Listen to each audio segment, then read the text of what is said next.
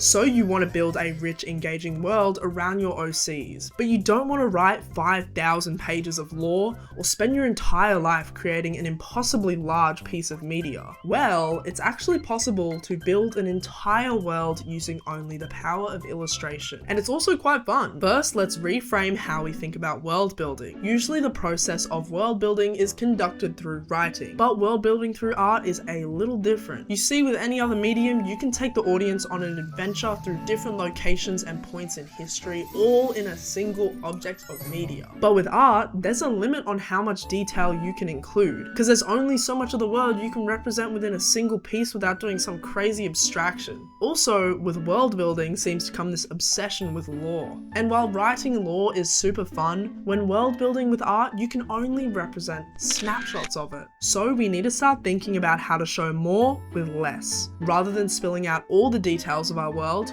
we need to be more selective and imply. So the first step in this process is to figure out your character's perspective. Two characters may see the same location in different lights. So how do we figure out where our character stands? Put your character in the middle of a mind map, and underneath, write one thing that they do a lot. And no extra points for being deep and meaningful with it. We are looking for a prompt that's simple and everyday. And now ask, why? Is it something to do with their value system? Is it a common thing for someone in their social standing to do? Then from these answers, again, branch out. Why? It's as simple as that. If you come across any people or places, add an offshoot, who, where, why, what, and write a little description. If you want to elaborate, add a but also, and if you want to note something your character does a little differently, add a but. You'll be surprised how quickly the wider values of your world are revealed, and you can repeat this with other members of your cast to get their perspectives too. If you're really flat on ideas, consider that the main details we want to uncover about our world are society, technology, environment,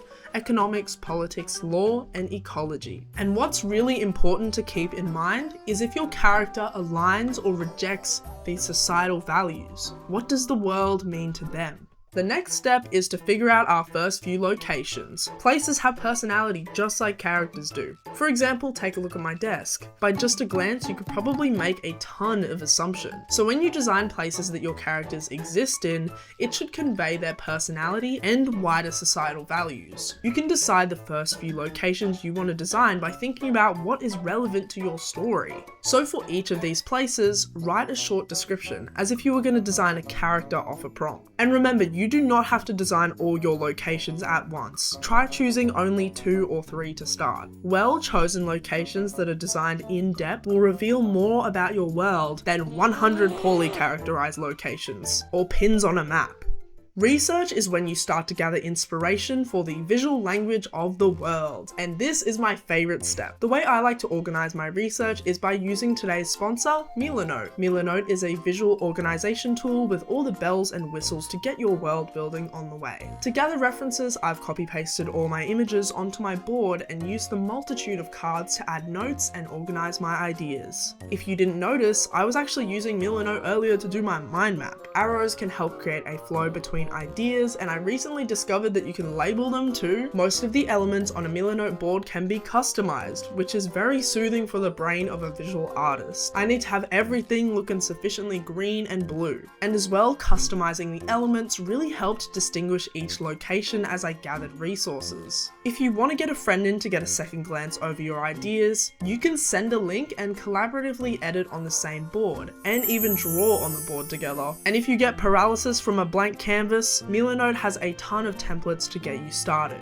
Try out Milanote today using my link in the description. Now we are going to do some prop design. Just like how historians look at artifacts to make judgments about ancient civilizations, the items we find in our locations reveal details about the places we're crafting. So we can characterize locations all without having to commit to a whole illustration piece. The most important part of prop design is to have references, even if you're coming up with a fantasy item or something totally abstract, related to something in your visual resources that really resonates with your world. Try to reuse any branding or insignia, or any significant shapes or colors. You can represent factions or groups using these motifs. And if you're having a hard time making your prop look unique to your world, try drawing a second version, where you make it even more suited to the world, even in an exaggerated way. The best example of this that I can think of are the fruit in Splatoon. Have you noticed they're all shaped like squid? Wow, nature really said fuck you, Octolings. Anyways, these little items you're drawing gotta say a lot, so redraft if you need. I like to keep all my prop drawings together so I can get a sense for the individual locations. Now the final and most difficult step,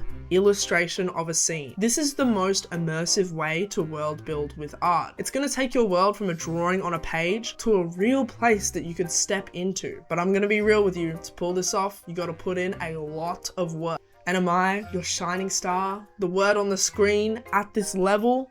No. But I think as a long-time appreciator of art, full illustration pieces do the most to get me curious about a world. Charles Demau is the artist I think of first. He does really cool fantasy illustrations using a more stylized art style. That's right, you don't have to be drawing realism or highly rendered stuff to make your world immersive. I think the main thing that draws me into his artworks are the depth and perspective, the fun character designs, and the well-characterized worlds. Wait, we already got 2 of those.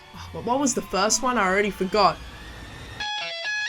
So that's how I approach world building through art. But when I think about it, clothing is also a huge element of world building. It can tell you a lot about... Can you please stop? It's not funny anymore. I'm trying to present and you're just in my face. Anyways, I'll see you in the next video. Last one before 2026. Woo! Bye.